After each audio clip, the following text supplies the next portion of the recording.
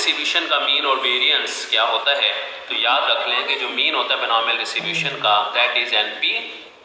ये क्या होता है NP और N पाई, इसको आप is equal to sine N और साथ में मैं इसको लिख देता हूँ P।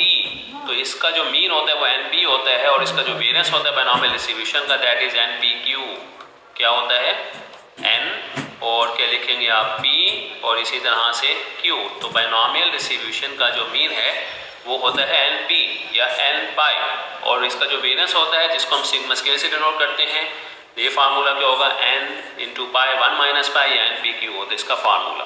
ठीक है, अब ये दोनों फार्मूलाज आप लोगों ने याद करना है क्योंकि यानी कि बिहाफ पे हम क्वेश्चंस की प्रैक्टिस करते हैं। तो एक एग्जांपल आपके सामने फॉरवर्ड की गई, ये प्रीवियस एग्जांपल है जो आपके पास थी ना, जिसमें नन ऑफ द फ्लाइट्स आपने कहा था कि लेट नहीं होंगी, तो उसकी एग्जांपल मैंने यहाँ पे फॉरवर्ड की है। एग्जांपल में हमें पाई की वैल्यू गिवन है, तो पाई की वैल्यू आपको पता है 0.20 पाई की वैल्यू और n हमारे पास क्या है 5 है। What is the average number of late flights.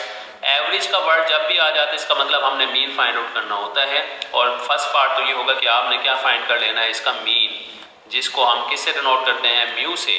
और सेकंड पार्ट है व्हाट इज द वेरिएंस, तो इसका मतलब ये है हमने यहाँ पे क्या फाइंड करना है सिग्मा स्क्वायर फाइंड आउट करना है। क्लियर होगी बात ये। तो बेटा हमें पता है मीन का फार्मूला होता है बायनॉमियल डिस्ट्रीब्यूशन का N पाई, ये याद रखें बायनॉमियल डिस्ट्रीब्यूशन का फार्मूला N पाई। तो इसका मतलब N की जगह पे आप लिख देते हैं 5 और पाई की जगह पे लिख देते हैं 0.20, तो इसका आंसर आएगा 1 आ जाएगा। और वेरिएंस फाइंड करना हो तो वेरिएंस को हम डिनोट करते हैं सिग्मा स्क्वायर से। ये क्या होता है N पाई 1 माइनस पाई, n की जगह पे 5 लिखते हैं, पाई की वैल्यू 0.20, 1 माइनस पाई की वैल्यू 0.20, सिंप्लीफाई कर दें तो इस तमाम वैल्यूज़ को मल्टीप्लाई करेंगे तो आंसर आएगा 0.80 आएगा। और इसी तरह से आप इसका स्टैंडर्ड डेविएशन अगर आप लेना चाहते हैं तो इसी सिग्मा स्क्वायर का अंडर रूट ले लें बोथ साइड्स, तो सिग्मा इज इक्वल टू 0.80 का स्क्वायर रूट हो जाएगा। जो भी आंसर आएगा वो आपका क्या कहलाएगा स्टैंडर्ड डेविएशन कहलाएगा। क्लियर हो गई बात ये। इसी तरह से यही जो हमारा क्वेश्चन था इसको प्रोबेबिलिटी डिस्ट्रीब्यूशन की फॉर्म में भी हम हल कर सकते हैं। आप देखेंगे आंसर आपका सेम आएगा, ज़रा प्रैक्टिस करनी है आपने।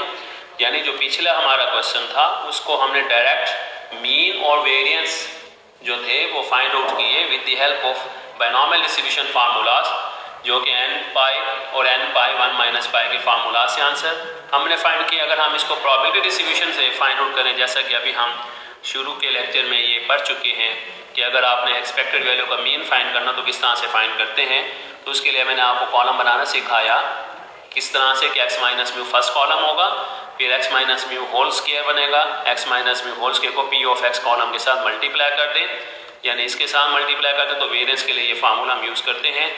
आप ऑब्जर्व करें कि इसका जो मीन हमारे पास है वो है 1 और वेरिएंस हमारे पास के इसका 0.80 आया है, जो कि डायरेक्ट फार्मूला से भी वही आंसर निकलता है। इसका फ़ायदा क्या होता है कि हमारी जो कैलकुलेशन है वो बहुत शॉर्ट हो जाती है और टाइम भी काफ़ी ज़्यादा सेव हो जाता है।